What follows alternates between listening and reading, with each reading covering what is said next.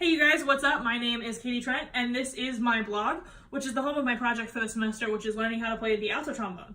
For those of you that weren't here last week, welcome, and for those of you that were, welcome back. It's great to see y'all. So the focus of my project this week was on learning to read the alto clef.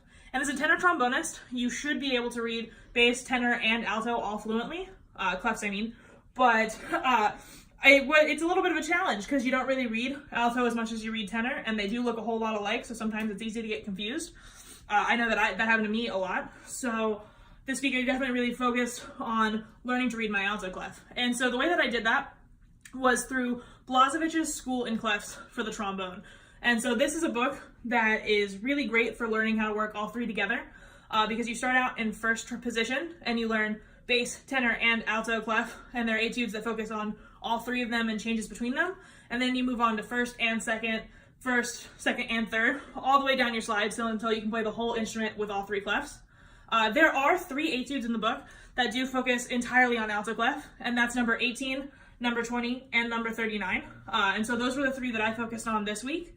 And if you haven't heard of this book before, or you want to check it out, there will be a link to some place that you can go buy it in the caption below this. And so this week, I recorded number 20 for you, but I was having a real hard time with intonation, especially after I got all the notes down. I was going to the positions, but it was still coming out either super sharp or super flat, and I couldn't get the intervals between my notes in tune.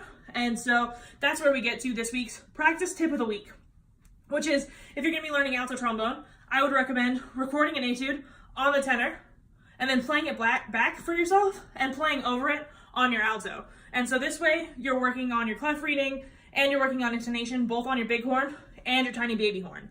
And so here's a video of me playing number 20 from the Blazevich Clef Studies book for you in 2-part harmony. Here you go.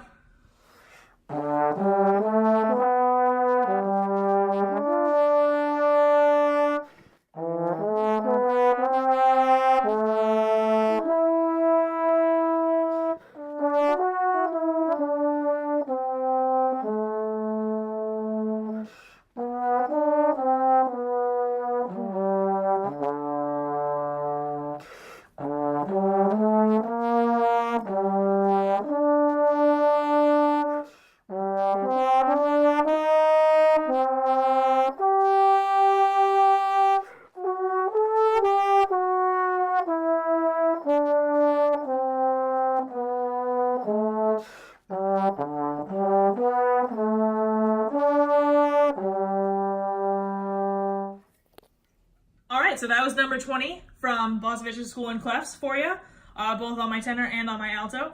There are a couple rough spots, I do know that, especially B natural in 5th position because it feels super unnatural, and also the positions are so short that I want to reach a lot farther than actually does exist for 5th position on the alto. So that's kind of an insight to where I'm at this week on the reading and the intonation portion of this project. I hope to catch you back next week where I'll be working on some slow practice on some of the excerpts and solo that I'm working on this semester for the alto trombone. So I'll see y'all next week.